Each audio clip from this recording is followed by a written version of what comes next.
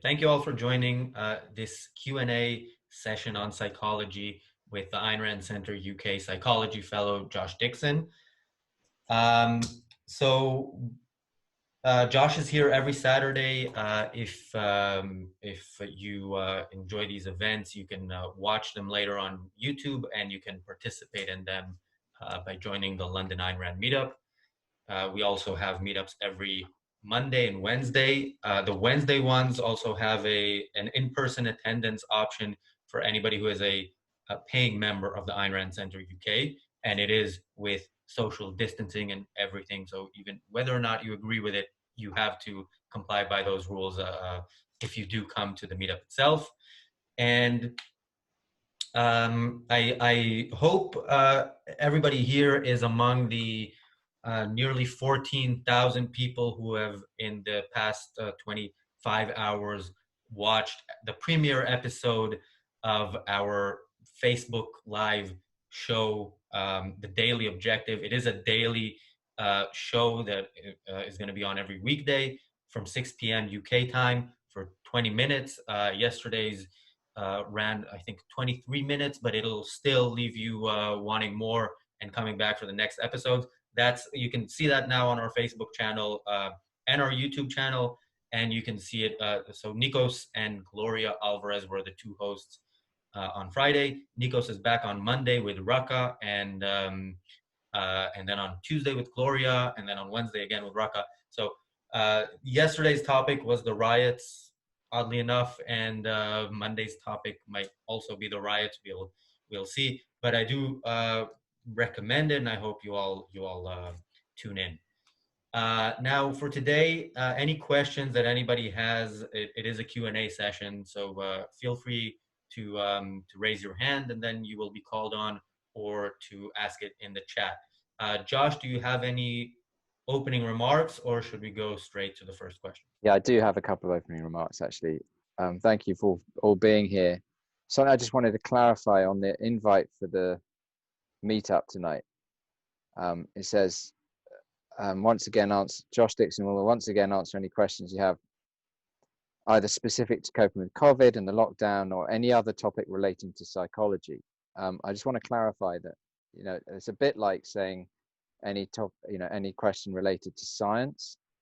I have to clarify the areas where I have more sort of expertise, and that's in the areas of trauma, addiction recovery, and positive psychology. Those are my areas of that's where I make my living from. And so if you're going to ask questions about experimental psychology, etc., I'm going to have to pass on those ones. I have nothing more to say on that than what you could probably Google. So mine's much more on the clinical end, and I just wanted to put that out there, just to clarify. All right. So Nikos has the first question. You're unmuted, Nikos. Thank you. So I have more than one question, but I'll ask one and then someone else can jump in. So it is actually about addiction, Josh. Not addiction, bad habits. Okay. So at the moment I'm in Greece, and specifically while I'm in Greece, I'm way more susceptible to bad habits, specifically smoking. But here's the weird thing: I'm not addicted to nicotine. I don't smoke more than like 1, maximum 2 cigarettes every day. So the question is, I don't really feel that I need it, and I don't feel even really good while I'm doing it. But I find it very much linked with the experience of being in Greece. I can smoke indoors. It's also like a social aspect. But then the problem is there's this guilt later. So I try to figure out what's happening here. So why it's difficult to get rid of it, but also why is it difficult to enjoy it? Because, let's be honest, 1 cigarette every day is not going to harm me. So it's this kind of between a rock and a hard place. You feel guilty and you don't enjoy it, but also it's difficult to just say, I'm not going to do it. So how does this work?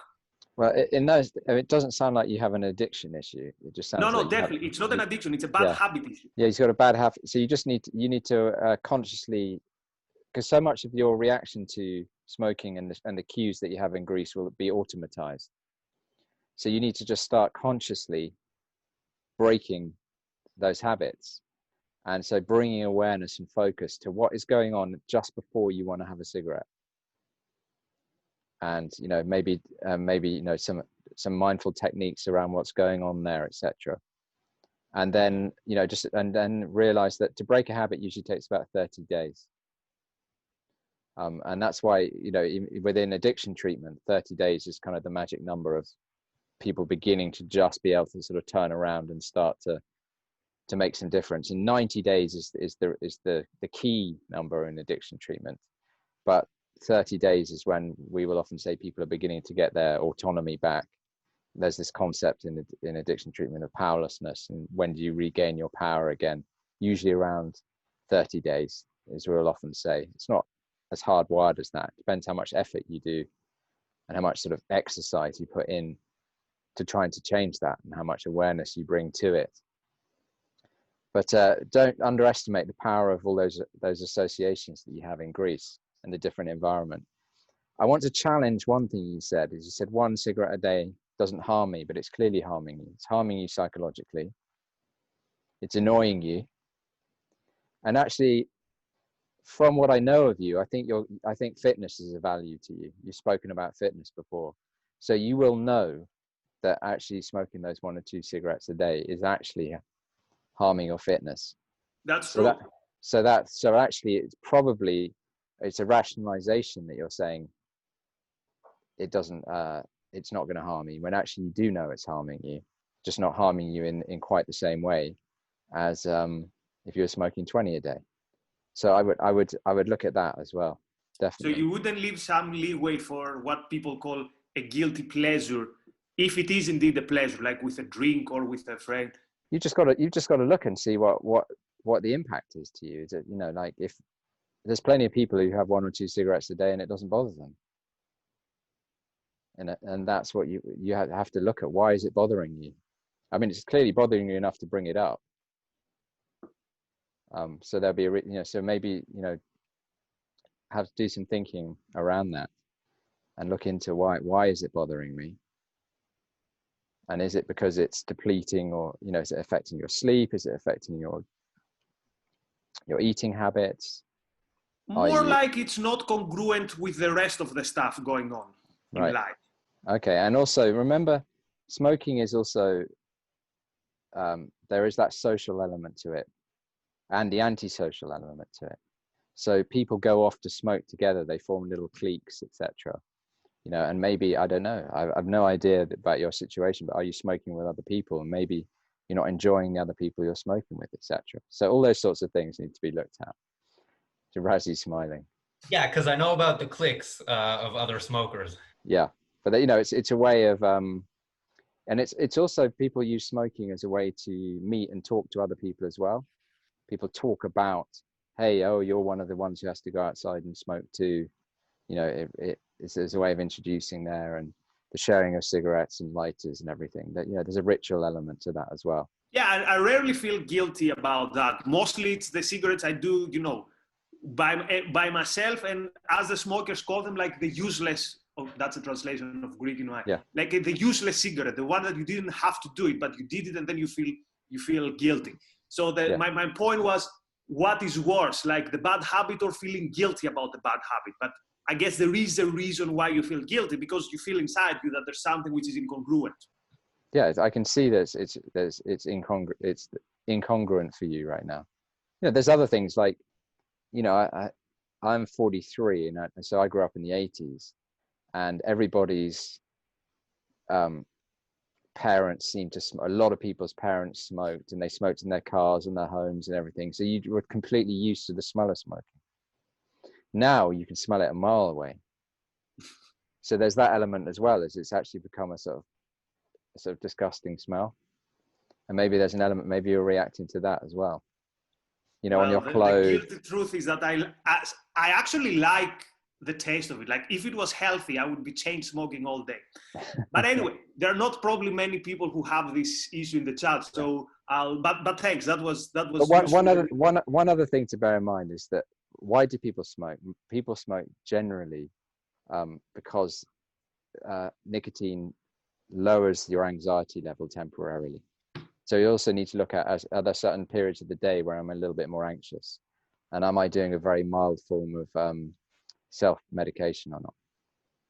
So there's plenty of things to investigate and look at there. Thanks. And then otherwise, just if it's really bothering you, hypnosis is actually quite a good tool to use to break smoking.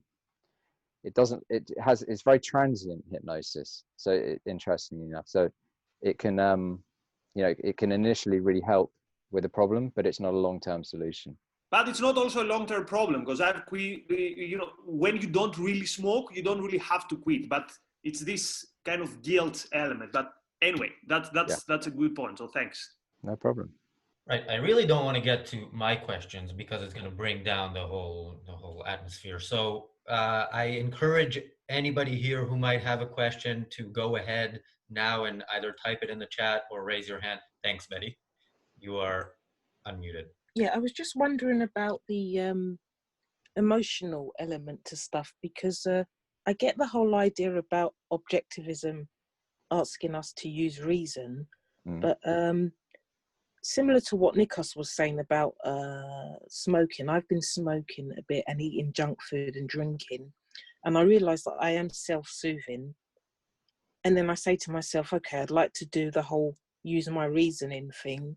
So then I say, obviously, the smoking, drinking, junk food, it's not good for me, but that doesn't stop me from still having the drive to do it. So then I'll go ahead and drink or smoke or eat just to get the nagging voice out of my head, or just to fill the void. So I was just wondering, how does one balance the whole, well, you've got to use your reason, but then you still have the emotional side? That's a huge question, Betty, and it's a very good question. And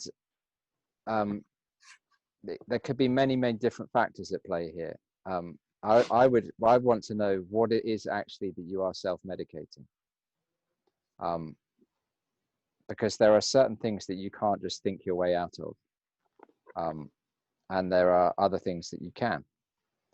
And so I would have to know, need to know. But if you're dealing with trauma, and particularly like developmental trauma issues, etc., because many people who suffer from PTSD and suffer from what's called DTD, developmental trauma disorder, report having this void or this hole in the soul, and often that hole in the soul can be medicated by drugs, alcohol, gambling, sex, etc., comfort eating, all those kind of things temporarily will take you away from that hole in the soul. But that hole in the soul is a metaphor for a lot of damage usually. And so it would really require, further assessment to know what it is that and also at what time of day and after what kind of event that you feel that you need to drink too much or eat too much, etc. Objectivism says that your emotions follow your thinking. That but it's not to say that you can't have these psychic wounds, etc., that need working on. So I can't really give a full answer to that without further assessment, and I don't think this is quite the forum to go into that right now. But is there anything that you want to ask around that you think might be applicable right now? Well, what you just said does give me some comfort, because I think I've just realised as you were speaking that because I've taken on this philosophy and that it makes sense to me, I wondered then why couldn't I apply it? In other words, when I say to myself, after I've drunk or eaten too much, okay, next time I'll just use my reason, like it says in objectivism, but then I've gone and done it again, drunk or eaten or smoked. So I've been feeling like a failure, but I think that what you just said about having a developmental trauma makes sense, because that isn't going to be dealt with reason, is it? Well, it's going to be dealt with reason, because that will be your first tool. You're not going to deal with it with faith or magic or anything like that. But what I'm saying is you can't use purely cognitive techniques all the time to change, particularly with addiction. There are genetic issues, there are trauma issues, there are exposure issues, there are actual physical dependency issues as well that all need to be looked at. But you would definitely want to use reason as your sort of framework focus to be tackling these things, you know, because your only other option is faith or magic or anything like that. So in those terms, you want to be using your reason, but you can't think your way out of these issues. You have to look at, you know, what is it that's happening just before I'm triggered to want to use or drink or comfort eat, etc. Am I being triggered by images that I can't tolerate? Am I being triggered by certain smells? There's so many different things here that have to be looked at. But if the trigger is just the void, then how would you I mean, how can you reason yourself out of that void, the emptiness? Well, the emptiness, again, I'd have to try and see where the emptiness comes from. But if you're truly worried then about this and it's really impacting you, then I would really suggest going on to either something like the Alcoholics Anonymous or Narcotics Anonymous website and just doing their very easy to do self-diagnosing questionnaire and see whether you fit that criteria, because it's within those programs that you find the solution to heal that void. And that void, in very basic terms, usually comes from a very poor attachment as a child. So it's those issues that often have to be corrected for you to be able to stop feeling that void. Does that make any sense, Betty? Yes, I was just reading some stuff about attachment, and I think I have the avoidant attachment, and I did think that obviously that's at the heart of it. Right. Yeah, but definitely do some reading. But you can read, and this is just a general statement, you can read as many self-help books and books on psychology and issues as you like, and they're very interesting and very helpful. But there's definitely certain elements of work that you actually have to do as well as reading. But an excellent start. So I encourage you to keep reading about that. And there's plenty of people out there with good advice and good solutions. Okay, thank you. All right. Instead of getting to my questions, I'll ask a follow-up on that. So, so Betty mentioned, like, if you decide not to drink or not to comfort eat or any of that, and then you do it, then you look at it as sort of a failure. Now, if you made a decision to do something and then didn't do it, that might be a right way to look at it. But is it, basically, in terms of looking ahead once you've already done that? I'm a little confused. Can you just start at the top again? You said if I decide I'm not going to drink. What is the failure here? The failure, I'm not sure. Betty used that word, so I'm wondering, and I was wondering immediately, sort of, if you decide I'm not going to drink, and then you do, and then the next morning, how should you look at that, and how should you look at where you're going to go from there? Well, first of all, I would look at, why did I drink, and start there. Did I drink because a friend knocked on the door and it was their birthday and you didn't have anything to do the next day and it seemed like a good idea and it hasn't particularly harmed you? Then, why are you feeling guilty about that? But did you drink because you haven't finished that essay, you couldn't handle the emotions there, and you squashed it down and you drank a bottle of vodka and you threw up everywhere and fell asleep on the stairs? There's so many different contexts for this. And which kind of area are you thinking about there, Aslan? Well, let's take the latter context. You really should not have drank on this occasion, and you screwed something up because you did. If that happens too many times, then you've got a problem, and then you generally will probably need professional help to work through that problem. But it's hard. It's very hard to know when you've crossed that line. Because when I work in rehab, and we get most of the people who come into rehab are alcoholics or addicts. Yeah, and they have a genetic predisposition and they have a long history of trauma and so on. And there are certain people who come in who we wouldn't identify as addicts and alcoholics. They have just, excuse my language, fucked up for a while. So you really have to look into that in quite a bit of depth as well. But if it's something that keeps happening and you don't believe that you have any control over it anymore, then you've crossed that line. And that's usually when you need professional help. And the other thing you tend to need is, one of the reasons you can't do it on your own is the most effective form of therapy for addictive issues is group therapy. And the reason for that is group therapy is the best type of therapy for breaking down denial.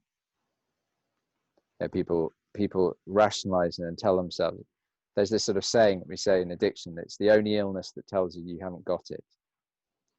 So you need that reflection back all the time in group to help you break down the denial mechanisms around addiction. But that's if it's addiction. Is it something that you can just, change a few things and get back up on track? That's what most people try and do, and most people succeed. But there's some people who can't and don't. All right, thanks. Yeah, Mark. It's been a while since I've been at these meetings. And it's great to be back. It's great to see that some of the faces I still recognize. And I regret that I've probably missed untold numbers of wonderful conversations, and I used to really enjoy coming, but last couple of years, last year or so. So it's good to be back. I guess I'm compelled to ask Josh, based on this conversation, do you have an opinion, or can you talk about just general psychological thinking around the difference between making a decision and motivating action? As opposed to, we make a decision, there may be a rational procedure, process in there, but what actually motivates action? And I could go a little bit further. The reason why I'm asking that is because I recently became aware of self-determination theory. Okay. DESI. I really don't know whether it's just something I was reading or whether it's something that the psychologist would take seriously, or if there's other counter theories. So I was just wondering what your point of view on that sort of thing was. What makes us do what we do, regardless of what decisions we've made? Well, there's many motivating factors. Emotional, like some people are motivated by guilt and shame. But in general, what motivates most people in a positive way is adhering and is to their values and their values hierarchy, and they act within that and towards that. So if your values are things that you want to gain and keep, the values are nearly always what drives motivated people. Now I've just finished reading a biography of Steve Jobs, and it was very inspiring to see just how passionate he was, but also he was very clear in what he wanted to do. He was very clear and focused about what his objectives were and what his purpose was, and he went for it. And that's what allowed him to work and love his work for such a long time. So having a sense of agency, having clear values, and having clear goals. So actually, and I was listening to Jean Moroney recently, and she was talking about you want to have purposeful goals for motivation. So it's saying something like, I want to be a doctor is not going to be motivating enough.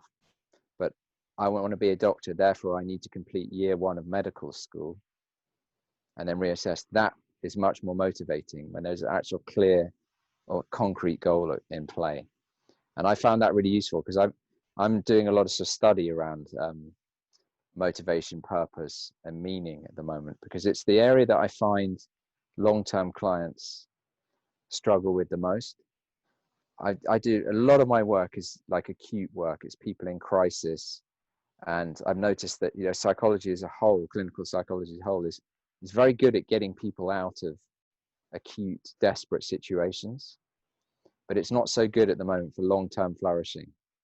And it's exciting what's out there, but in very basic terms, it's if you want to stay motivated and be able to achieve a flourishing state, happiness, whatever you want to call it, have a focused, clear, conscious values hierarchy, set very clear, specific goals, and then try and act upon them, and that will get you out of and have a direct purpose for what's my purpose this year, or what's my purpose for the next 5 years, etc. And that's what gets you out of bed in the morning, that excitement. Does that help? Is that in the area that you're talking about, Mark? I can see. It's exactly, yeah. I guess the follow-up there would be, then, is that different than the decision-making agent? I mean, is there a difference between making a decision, I'm going to do this, or, like you said, let's take the first year of med school. Yeah. There's a decision. Well, the decision is to go into it, but the motivation makes you finish it. Yeah, the motivation comes from how much you enjoy it, how much you value it, and how much you keep reassessing as well. You might think medical school is a very, very good idea for all sorts of great reasons. And then you become demotivated for quite rational reasons as well. Maybe your partner has a baby and you weren't quite expecting it, but then that becomes your primary focus, etc., or you have financial issues or whatever. There can be many different factors, but so it requires, you have to have, a rational focus at all times during this. But the decision making should be a good decision within your values and within your values hierarchy. Because you can make plenty of bad decisions, and you can make plenty of bad decisions that go against your own. So many people I work with, when you get down to the nitty gritty, their values hierarchy is someone else's. And that's why they ultimately become demotivated. I never actually really wanted to do this. I only did it because I really wanted to please my dad or my teacher or whatever it is. And for a while that kept them going, but they often have a crisis at some point. And you nearly always find that's one of the major issues is the fact that you're living someone else's values hierarchy. Actually, there was a good example. Someone called Karen Rivich. I don't know which university she's at the moment. I think she's associated with Martin Seligman at the University of Pennsylvania.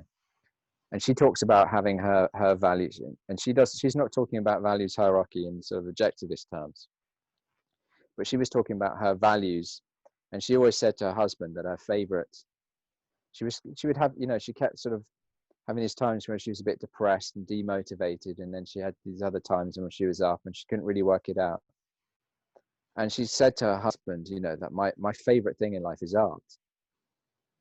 And her husband challenged her and said, well, you say this, but you never go to any art galleries. And whenever we do go to an art gallery, you want to leave after half an hour. She thought that that's what she really valued, but she hadn't really brought enough attention to it. And when she did bring attention to it via this challenge from her husband, she realized that wasn't really one of her highest values. And she reassessed and then became much more motivated and happier as a result of that. She started so bringing attention to that. So something I always ask someone to check is what you think, what you really like and enjoy and love in life, is that really what it is? Or is it because of someone else or something else? Or is it something that used to be and isn't anymore and you're still holding on to that? So bringing focus all the time, because your values hierarchy will change all the time as well. It won't change like every 5 minutes, but it'll change. It could be yearly, monthly, but it definitely yearly, definitely each decade will be changed. It will change when you have children. It will change when you get married, these kind of things. So bringing attention to that all the time is essential. And then also there is a psychological need to always be going forward in life. So once you've achieved certain values and achieved certain goals, then you need to reassess and define new goals to keep yourself motivated. And I noticed that all the way through the Steve Jobs book I was just reading. Constantly creating new goals, constantly pushing himself forward. And what he was able to surround himself with, as he kept talking about, A grade players all the time. That was very motivating as well. So who are the people you've got around you, and so on. There's many ways of setting up your environment to flourish and remain motivated. great question. Well, I'm pausing for a bit because I'm hoping somebody will jump in. Otherwise, we will get to my question and then Nikos's question about the riots. But I'm not sure. As you mentioned at the beginning, I expanded basically your areas of expertise to all of psychology in that description for today. I don't know if you, can actually answer the question that I have, and I don't know what question Nikos has. Do you have anything to say, by the way, without a question about the riots? Well, I've just noticed that most of the people who will be the primary motivators in the riots have been the very same people who would have been condemning anyone, particularly like Dominic Cummings, etc. For those of you who are from the States, the sort of prime minister's main advisor had isolated with his family, young family, in a separate house to his parents during the beginning of lockdown, and it kind of crossed a sort of grey area line of whether this was okay or not according to the rules, and his political opponents and a lot of the press have really, really gone for him for doing this and wanted to get his head, because he was the sort of chief person behind the Leave campaign in the Brexit campaign. So they've been really going for him. And then the very same people are all out breaking social distancing rules, etc., for the riots, etc. So that's just something I noticed. There's going to be huge hypocrisy there right now, and I noticed that it's hypocrisy that I struggle with personally so much. It makes my blood boil. It gets me like when people are just such hypocrites like that around principle, but I realize these people don't have principles. And that's my issue, is that I keep expecting them to have some kind of principle. But I honestly think that some of these people, they wouldn't be able to see the problem between those two positions. I'm starting to realize that now. So that's just something I've got to say on that right now, Razi. But what is your question? Well, actually, my question is not about the riots. It's about the peaceful protesters, and it's about a specific type of protester. And I hate to even bring this up, but this is all about race. And I'm wondering specifically about the type of people, about white people who participate in the protests or, complain on Twitter and push some variation or application of critical race theory. And I've seen quite a lot of that. And you follow me on Twitter. I don't know if you saw that I quote tweeted some guy who had this explanation, and I tried to sort of translate it to English. It was in English, but in critical race theory English. And well, he blocked me, as they do. And then I looked at the thread from another account that I manage, and I see that he says somewhere the only people complaining about this tweet are racist white men. So the critical race theory goes as far as turning my skin white, basically because I don't toe whatever line I'm supposed to toe as I guess not white, or basically what goes on in the mind of the people who are jumping on this bandwagon using critical race theory, and which just to explain in short, critical race theory says that there is systemic racism, and it has nothing to do with whether you as an individual hold or promote any racist views. It has to do with power, as they call it, and white people have power and minorities don't. So, And what's the question?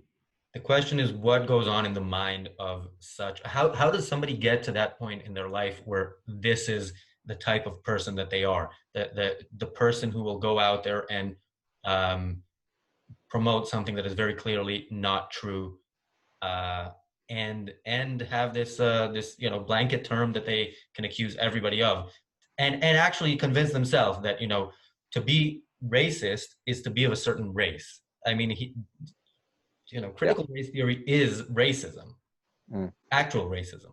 So I'm going to put my sort of psychotherapist hat on right now and ask you, what is it you think's going on there? Uh, And why does it bug you so much? Because I can see it really bugs you. yeah, And yeah. what is it you think's going on there? Because I'd love to live in a culture dominated by reason, and when I see things like this happening, I'm thinking, this is further away than I would like it to be. I have my work cut out for me. Well, I don't know. Do you want me to do some amateur psychologizing and try to see what I think of this type of person? I mean, just to start off before, I'd say, you ask what's going on in the mind of this sort of person. I don't think there's a lot going on. I think that being totally serious here, I think this is someone parroting something that he's been told. He's getting some kind of association or some kind of group think from somewhere. He's probably mostly guided by emotion, and that's why the reasoning aspect is really very hard to get through to there. The fact that you're blocked, I can't imagine that I know that you're not a rude or argumentative or aggressive person, so you want to ask yourself why do people just block like that? And also, my question to you as well is, why are you wasting your time on this? Usually I don't. So I Yeah. see a lot of stuff. Whenever I open Twitter, I get angry, and usually my reaction is to get out of Twitter, unless there's something work related that I have to do, and then I do that, and then I get out. Yeah, but from time to time, it is so absurd, and I tried to point out the absurdity of it in my my quote tweet of this tweet and my response to it. But yeah, I mean, from personal experience, I find Twitter a very stressful place to be. There's something quite like addictive, and I get a lot of information from certain people, and I there's some interesting facts that I get and links and so on, but it comes at a cost for me, and I always have to keep reminding myself that Twitter is not real life. If you went with Twitter, Hillary would have won the election, Remain would have won the Brexit vote, Corbyn would have won the last general election, and so on and so on and so on. And I find myself sometimes on Twitter thinking, oh my God, these things are going to happen because it's so heavily bent that way. And also, I think there is an element that Twitter was the first platform to allow, I think there were a lot of people out there who thought like this anyway, before Twitter came along. And this enabled, these echo chambers to really develop and allow and gave confidence to a lot of very, I'm just going to describe it as strange thinking. So strange emotional thinking.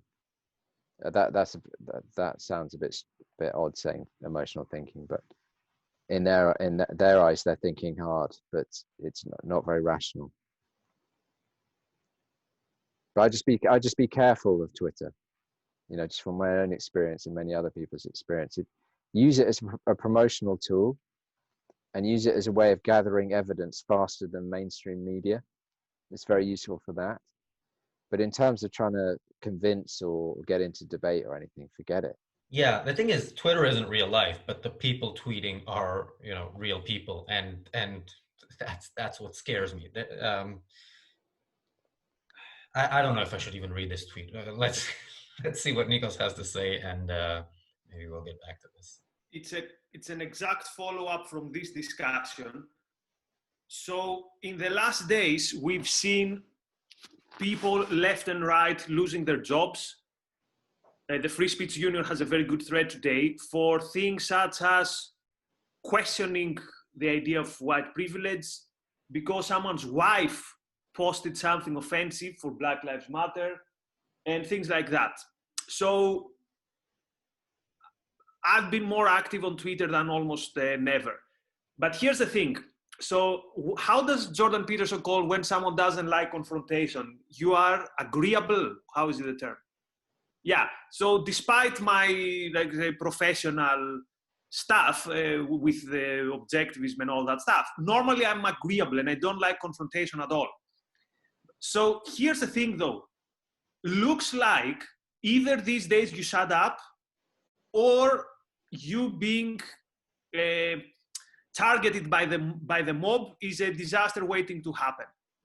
So my question is, how do you navigate the public sphere? Like I believe we have to be there these days. It can become the new normal, that we're gonna be like in a culture similar to the 1960s Maoist China. Today there was an article in the New York Times, and that's the New York Times, that's not like BuzzFeed, that actively said to people, you have to renounce your family and you have not to talk again to your beloved ones if they don't go to protest or if they don't give money to Black Lives Matter.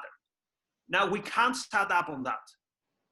The question is though, how do you do this if you don't like conflict, and if sooner rather than later you will be in the middle of something which is not gonna, so you're gonna have a lot of hundreds of people basically questioning your integrity and all that stuff. And you could say, okay, I don't care, but it's not easy. So how should people go on, let's say, fighting the good battle? And I use these words consciously in this environment. So I don't agree that, don't go to Twitter. The time to fight is now, because I think later is going to be too late.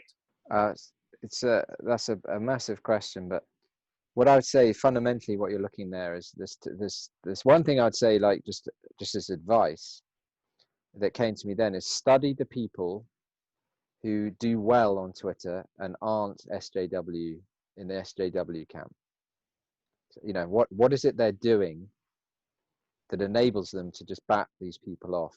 Because there are people out there. There's people on Twitter who seem to, like, I doubt, I'm not, hugely into him or anything, but someone like Ben Shapiro, he seems to be able to bat people off.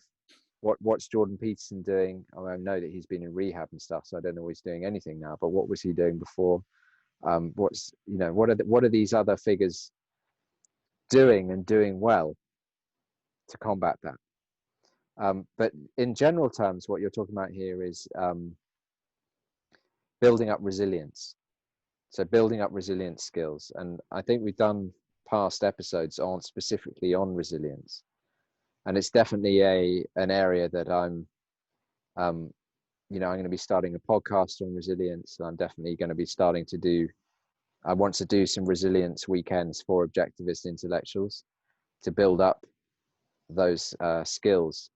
But ultimately, resilience is a balance of internal and external resources, your ability to grab hold of them, specific training to maybe make you a bit more aggressive or whatever it is that you feel that you need if you're too agreeable.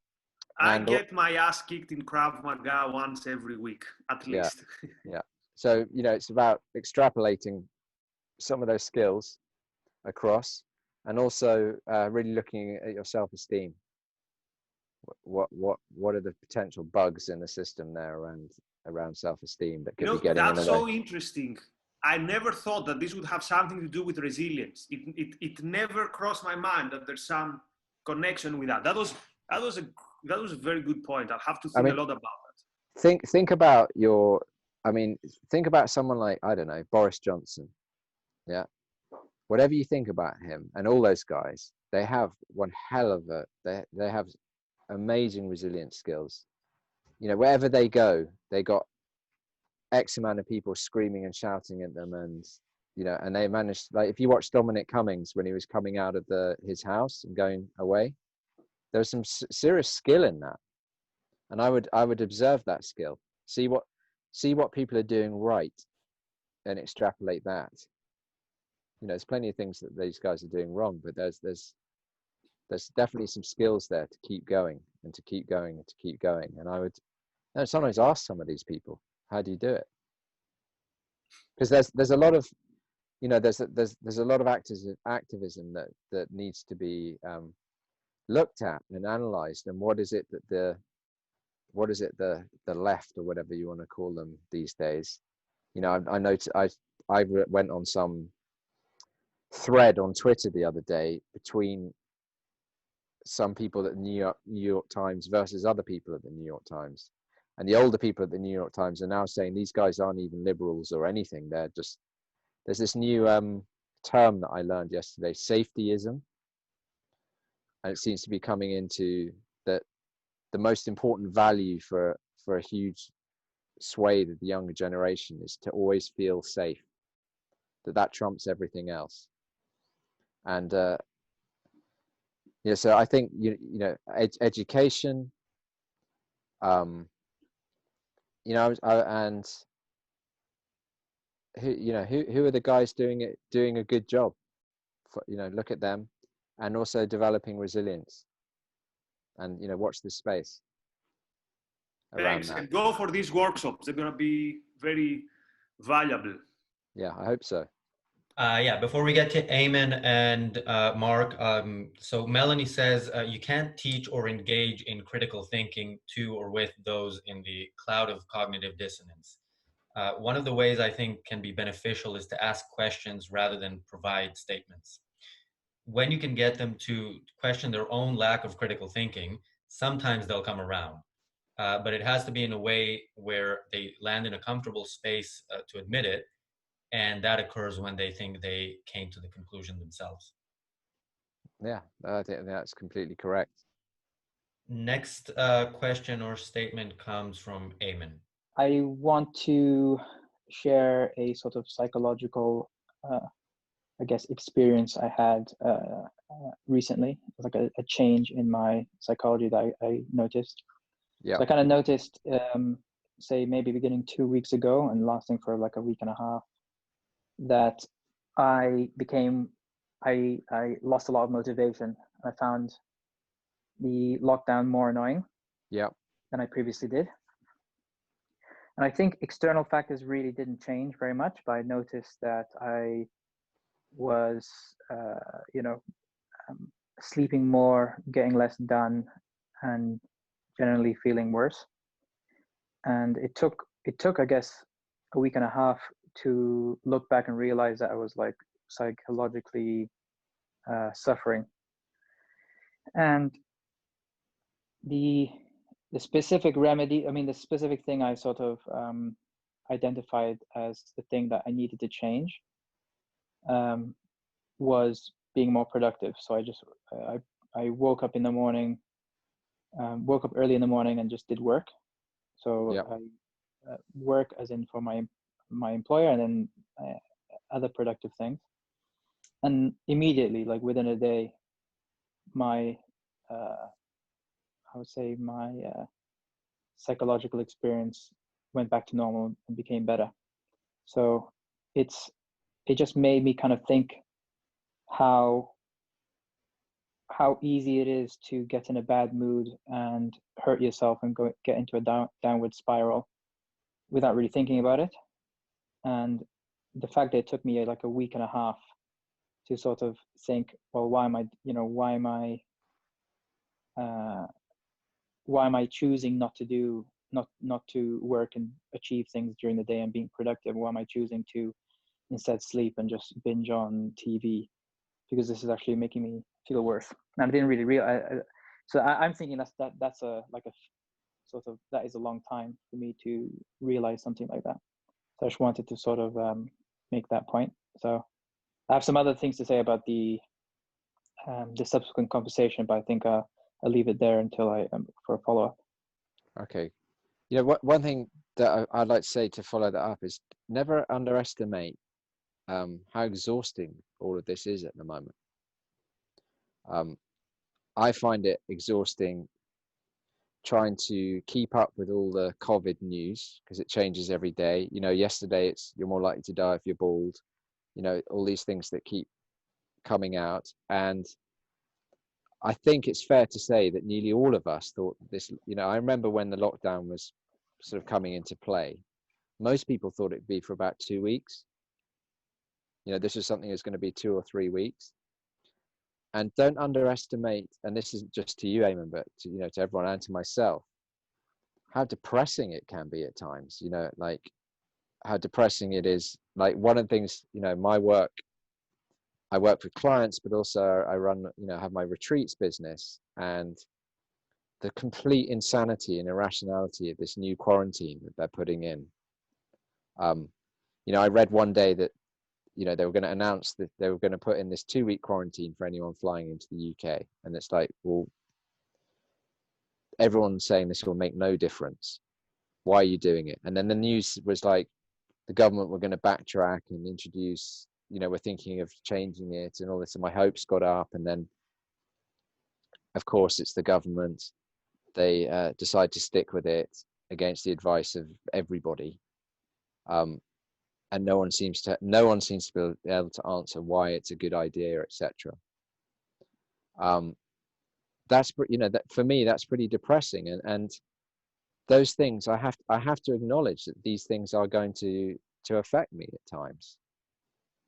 And there may be similar things that have been going on for you, you know, that have been depressing or difficult. And it's hard at times to keep motivated, and it's hard when you keep seeing these obstacles put in front of you, and that's where resilience comes in. But part of being resilient is regrouping. Part of being resilient is, you know, taking time off to sleep and to veg out, etc. And then bring yourself back in. And I think it's great that you were able to turn that around and introspect and see what was going on for you. You know, there's plenty of things that I think could very justifiably bring anyone down right now with the complete madness of what's going on. You know, I don't know. I've no idea really. I've kind of given up trying to know what's going on with infection rates and everything around COVID. But, you know, if there is a massive spike of COVID after all these, you know, these riots and protests and everything shut down again, I am going to have some pretty negative reactions to that. And it's going to impact my mood and motivation. As much as I want to, you know, keep going and keep going and keep going, I definitely will be affected by that. And I think it's okay to do that. And also something else I want to say to, you know, is that working predominantly, most people are at the moment, through Zoom is exhausting, and it is adding, you know, it's taking up further energy for people. And there's plenty of people, I don't know your situation, but, you know, we were all going to be on holiday in America this month, weren't we? This week. Don't underestimate the fact that how tiring it is not knowing what you're going to be able to do next, and also the fact that maybe you were due a holiday. And there's something quite depressing about taking time off, just sitting in your flat, because that's all you can do. So that's just sort of my ramblings on that. But I would say, you know, it's very easy to and very justified to be down at times during all of this. The whole furlough thing is crazy. The whole spending is crazy. It's just so much craziness right now. Yeah, so I would say I've switched off from the news and haven't decided not to spend a lot of time reading about things that annoy me. But yeah, the lockdown. It was a combination of things. The prolonged lockdown getting annoying, but then what I noticed was that I was doing counterproductive things by like not going to sort of Zoom sessions with friends that I normally would have. So skipping things that probably would have made my mood better. So like a sort of a bad downward spiral. But yeah, it's just sort of I just thought it's a weird thing that it kind of can easily happen, and so without thinking about it, like as it almost as if you want, like I wanted things to like I guess like a depression wants to feed itself, like you're miserable, and sort of like makes you want to be even more miserable for a little while. But I think I'm mostly snapped out of it now. That sounds good, but it's definitely true that you get into depressive cycles and cycle spirals. I mean, we often talk about in treatment, we talk about people falling into a shame spiral or depression spiral, and as you said, it feeds into itself. Definitely, it's incredibly demotivating. Yeah. So there was some stuff that Razi and Nikos brought up. I kind of forgot what I wanted to say. I was going to say something very profound, but I'll see if I remember it, and I'll raise my hand again. Bring it in when you do. All right. Yeah.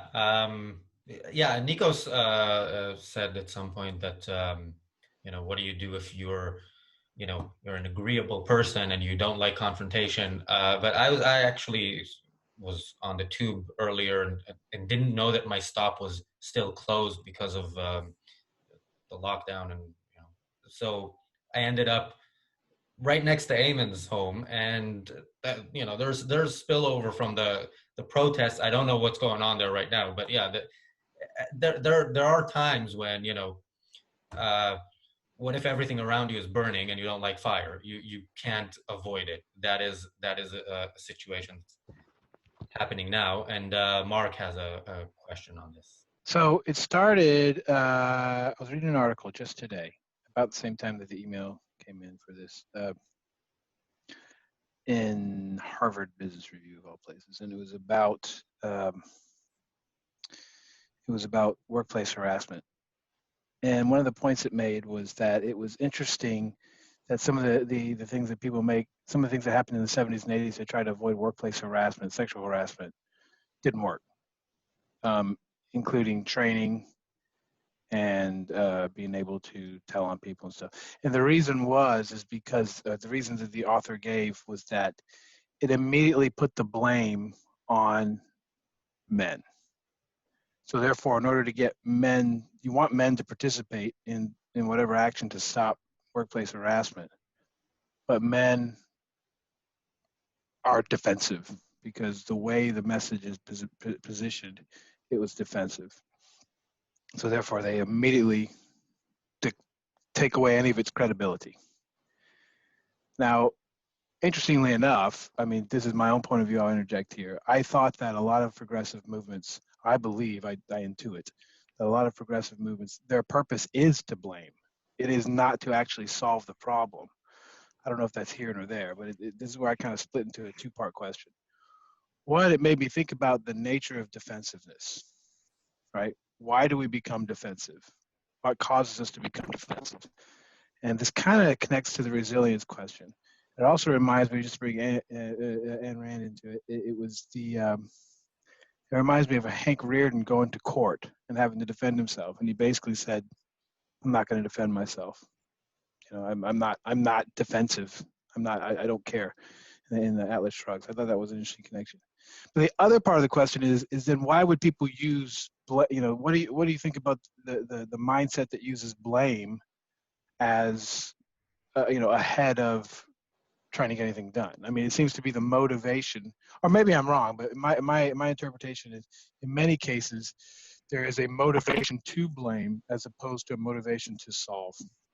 And I know that there's an obvious political reason for that, but I'm wondering if there's something more psychological about that, because I do think it happens in everyday life where we're not running for government. So, what's the nature of defensiveness? Why do we Why do we feel the need to become defensive, and sort of discredit the attack? Why don't we look objectively on that? And then, secondly, why do we use blame as a tactic when it's not progressive with a little p, not a capital P? It doesn't make progress, is what I'm trying to say. And what do you think is the reasons for that? Can't remember my question. I think that defensiveness, I'm not sure. I guess I presume that it has something to do with something I know very little about, which is ego. I do know that I once read Dale Carnegie's book, and he's always on about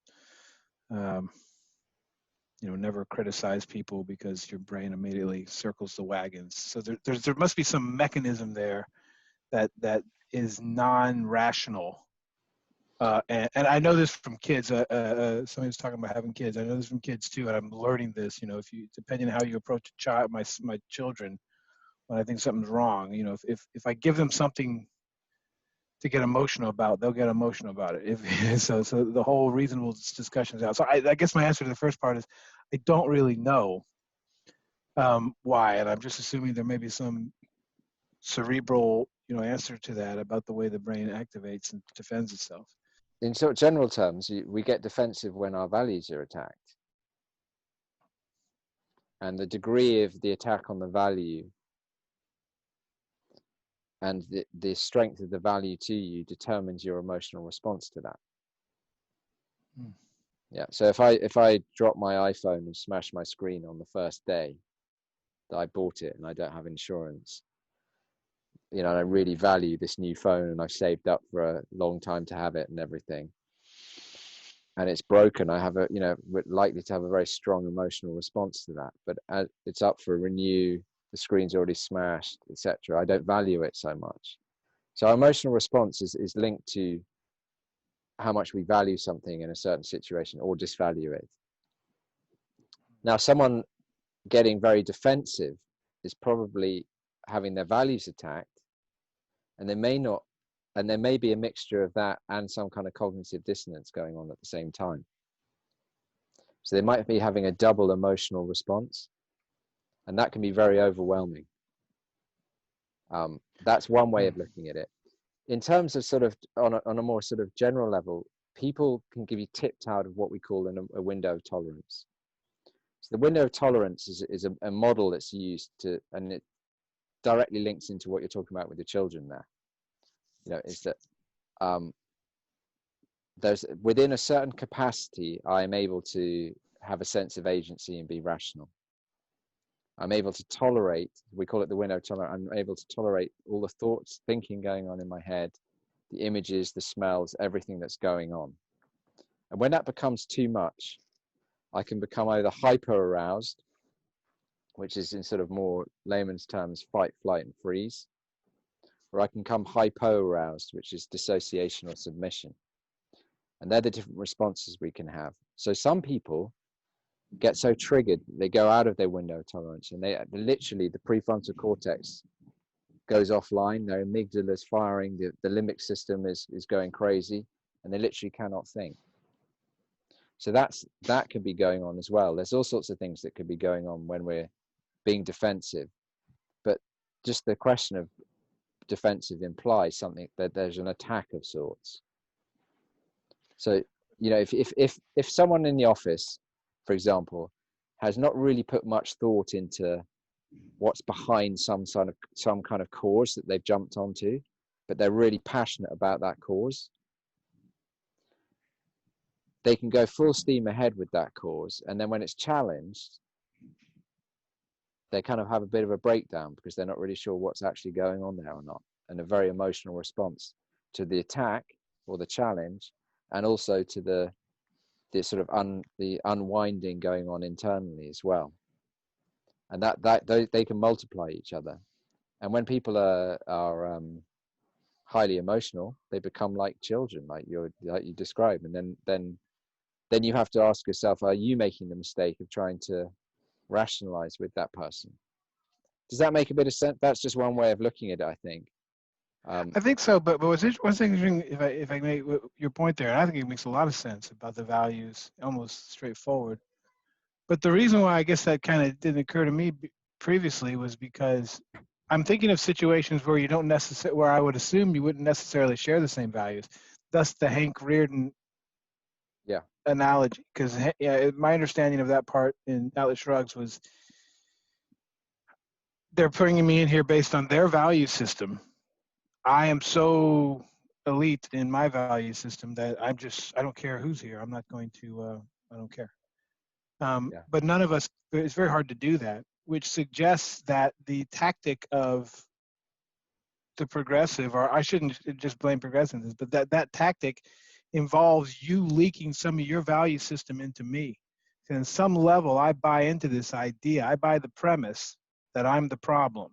Yeah. Or that, and maybe that's your dissonance you were talking about, but or at least that is a problem. Yeah, something an example that came up just now is I remember a few years ago in the office where I was working, in the treatment center I was working in, this person, and I wasn't sort of au fait with some of this talk at the time, but someone told me to watch my privilege, my male privilege. It is exactly what Yeah. I'm talking about. Yeah, and at the time I was just like, what the hell are you talking about? And they started explaining it to me, and I remember just saying at the time, I don't accept your premises here. You know, what they had built up on their premises was actually quite rational, but the premise was just so wrong. They'd logically followed these very poor premises, and being able to see that meant that I didn't actually have a huge emotional response to that. It was like, okay, there's a massive flaw here. There's not a lot I can do. I'm not going to argue with the top level that's being thrown in my face here. The only bit I could ever argue with is the premises that it's built upon, because that's where I see the flaw. But I remember that working really well as a tactic. It wasn't deliberate, conscious tactic. I just went, I don't agree with your premises here, and that kind of took all the sting out of the whole. It wasn't a major confrontation, but you know, it was in the context of talking about privilege and abuse within trauma, and you know, and so on. You know, I had to watch my privilege as a male working as a male therapist and blah blah blah. But I just said, I don't accept your premises here. And it's interesting. That's where pop where you got culture and academia and stuff can come in. Is that, as you said earlier, that you're not even using your own value system. But I think we're all susceptible to that. I think we can take on. It's hard to not take on societal values to a certain level, especially when they're overwhelming. And it's easy to become defensive about something that you may not really believe in, but you've kind of adopted a value. Yeah, so that's the side of it that you can do the work on. It's like, oh, have I bought into something that actually I don't value or I don't believe in, etc. All right, Eamon is already unmuted, so we can hear his very profound statement, and then we'll go to Naomi. So I want to connect a couple of things. I'll see if I can actually connect them in a coherent way. So the statement, the question that Nikos had about, and maybe Razi can actually remind me of it, about people who can deal with sort of the craziness of, you know, people that they don't agree with better.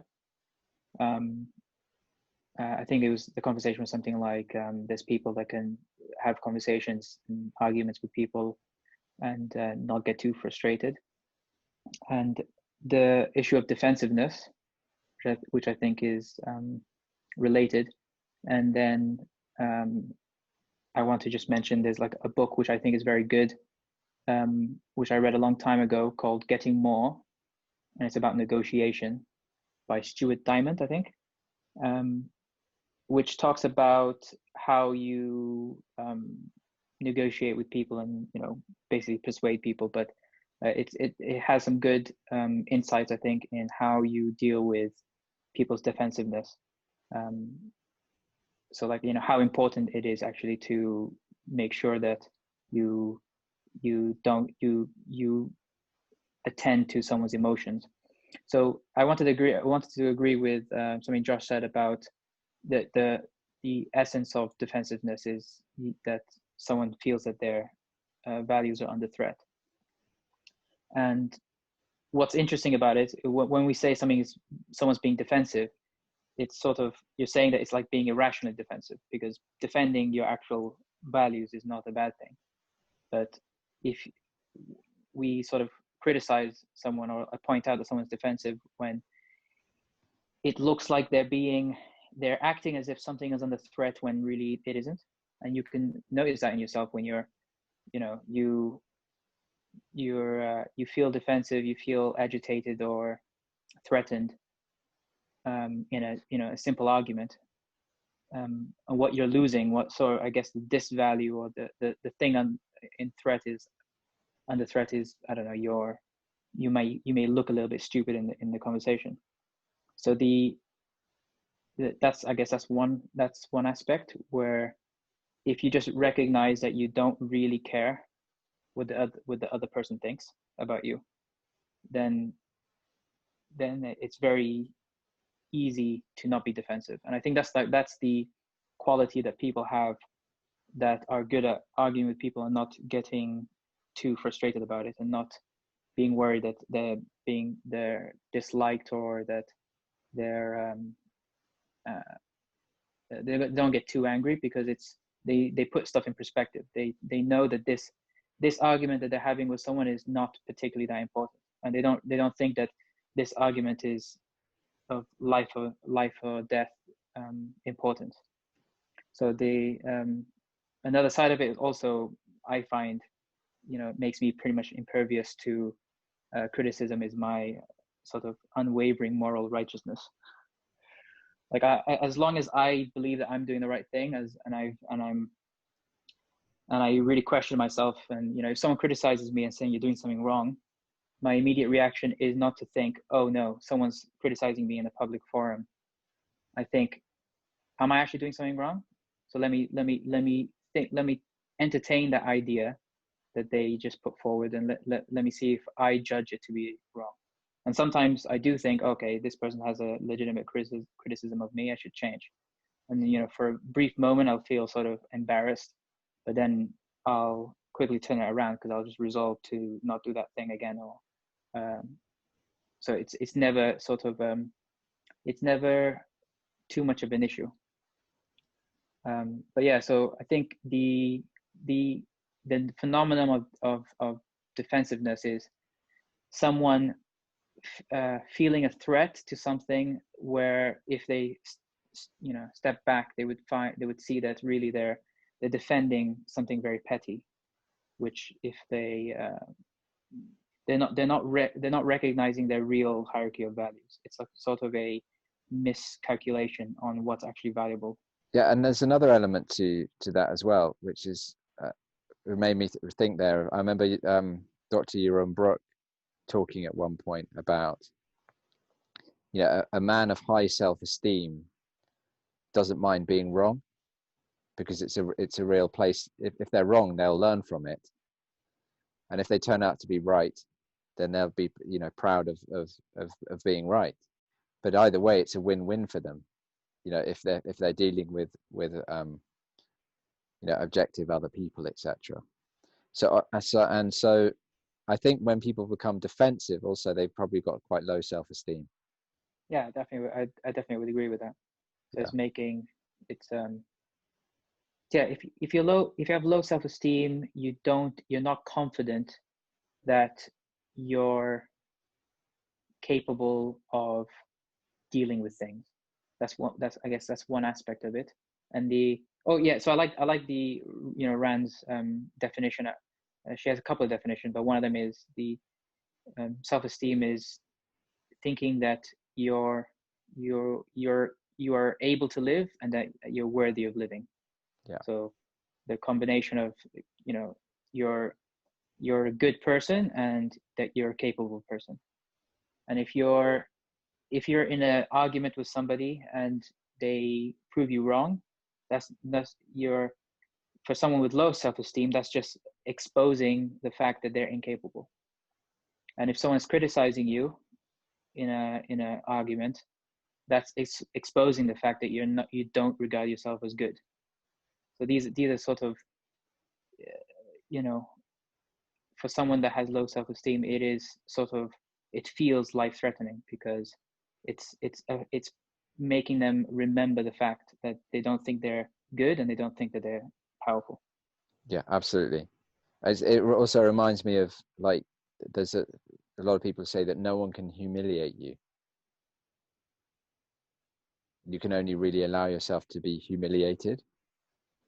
For example, if someone jumps on stage and pulls your trousers down, someone with high esteem, someone with high esteem will go, "What's wrong with the guy who pulled my trousers down?"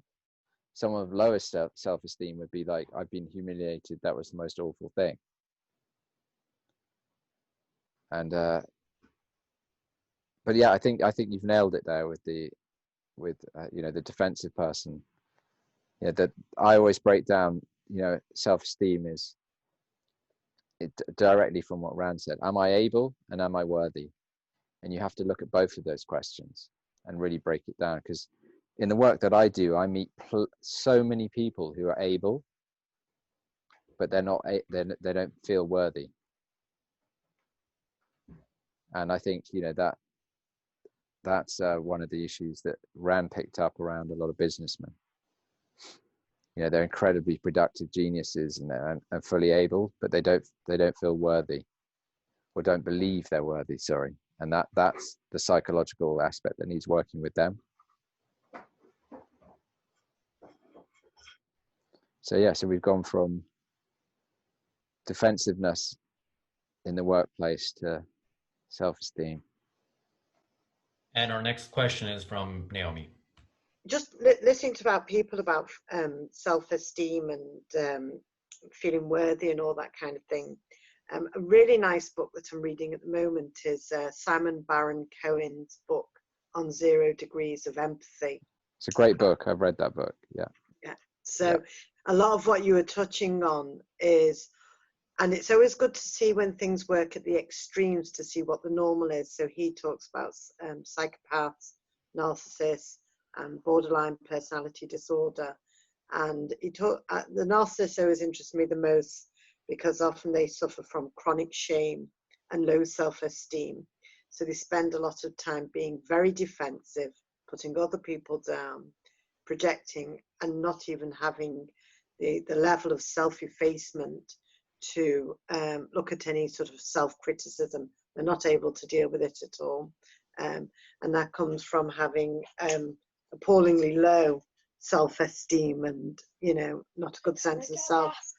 I'm just talking to somebody else. No, you can't. So the thing of it is, that's at the extreme. But I do think there is something in the human psyche, even for normal people, where I think it progresses us, talking about the businessmen.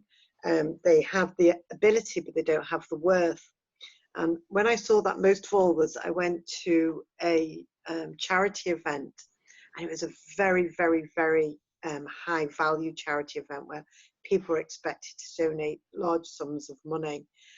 And all they did was, I'm in Liverpool, so I've got to be careful with my slang. They mocked the businessmen at quite a high level. They undermined them in any possible way, made them feel inadequate, played on their insecurities, to get them to feel that they weren't quite good enough, And I thought that was and they paid this man a lot of money to mock them. And, he was only a comedian, but he hit at a core for a lot of these, very generous and successful businessmen. And I thought that was very good. And I think that, if we felt good enough, and often narcissists feel this grandiose character that they slip into, they can never be criticized.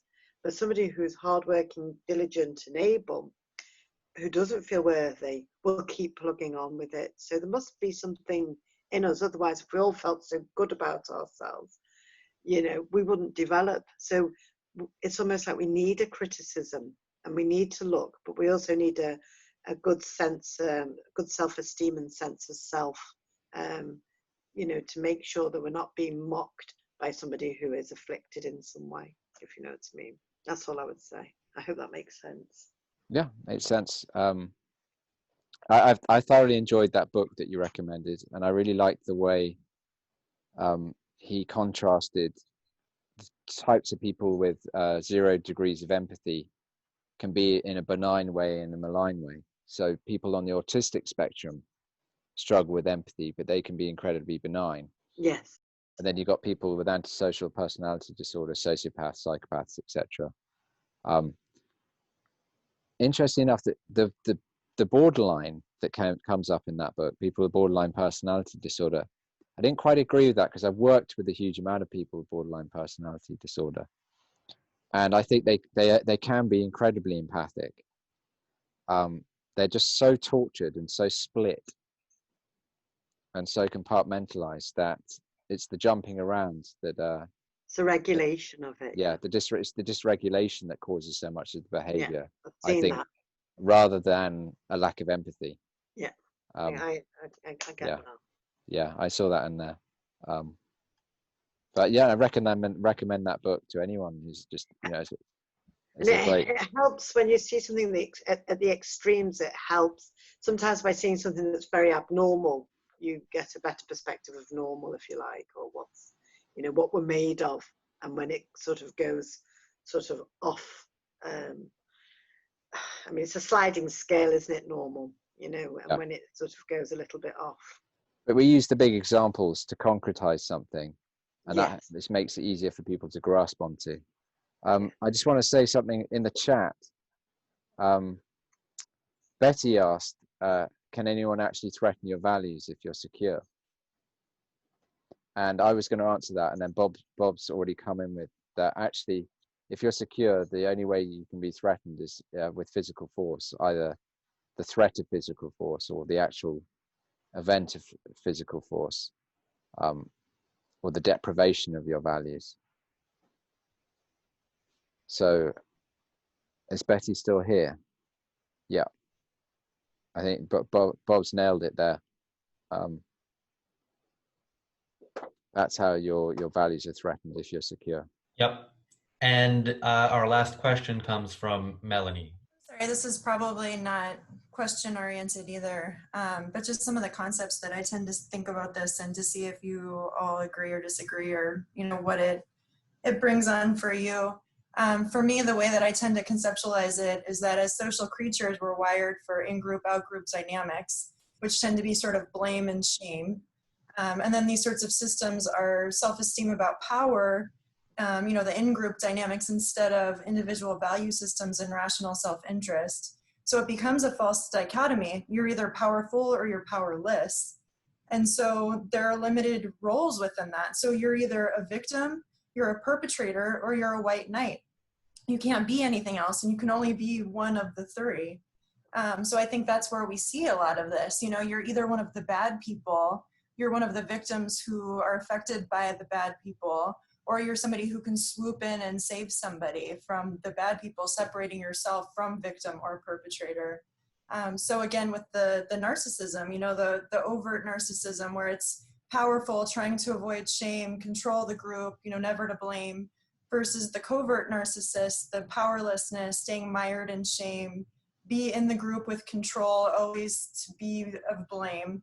And then another thing, when you were mentioning fight, flight, or freeze, the way that I've been learning about it lately on top of that is the fawning. So it's fight, flight, freeze, or fawn, you know, and so displaying that exaggerated flattery and affection, and, you know, it kind of ties into that level of that white knight, to separate yourself. I'm either going to be the white knight and I will physically save you, or I will coddle and caretake you and make you feel loved so that you love me back. Yeah, I mean, that's you're many times what you're talking about there is codependence, and how people the different types of codependent, you know, that I need to appear virtuous to make myself feel good by making you feel good. And there's basically two types. There's the dominant and the submissive codependent. The dominant codependent is the one who tells everyone what they need to do, and the submissive is the one who says, you know, don't worry, I'm going to make everything okay for everyone, but do it sort of on the down low. In terms of narcissism, yeah, there are plenty of people that I work with, and many people work with what we would call negative narcissists. So the people who, and it ties in exactly what you were saying just then, is the negative narcissist is the person who thinks they're worse than everyone else and keeps going on about it and keeps going on about it. But they see themselves as special and different from everybody else, but just in a worse way instead of a better than way. But it's pretty much exactly the same thing. It's all incredibly self-centered. I like the way you talked about that. I presume what you were saying there is that those tend to be the three positions that most people take these days. I don't think were you not saying that either you're like the perpetrator, the victim, or the white knight. And you see that cycle going round and round and round, you know, particularly with all the identity politics going on right now and all the virtue signaling and everything. I presume you're not saying that they are the only three positions. Yeah, absolutely. Yeah. So yeah, I see that. You see this all the time. And you see people moving between those positions themselves. And then you see the person who's always preaching virtue and then failing in their virtue, and then saying, and then loving preaching about how they failed in their virtue. And they're, you know, you see this all the time with the champagne socialists and etc. You know, I'm just as flawed as everyone else, and that's okay, we're all flawed together, and so on. But I definitely see that interplay that you were talking about going on and on and on and on, in particularly in modern politics. Is there a question in there though, Melanie? Just out of interest? No. All right. Well, I want to thank everybody for joining us, and of course, I want to thank Josh once again. We will be back on Monday. We'll be back again on Wednesday. If you are a member of the Ayn Rand Center UK, you can join on Wednesday in person. Not everybody is going to be in person. Our speaker, Andrew Bernstein, will be in New York, but the topic for that is the case for-profit education. Josh will be back next Saturday, and we will be on Facebook Live every weekday next week and subsequent weeks. So Monday, it'll be Nikos and Rucka. I hope you watch that and you join us Monday evening.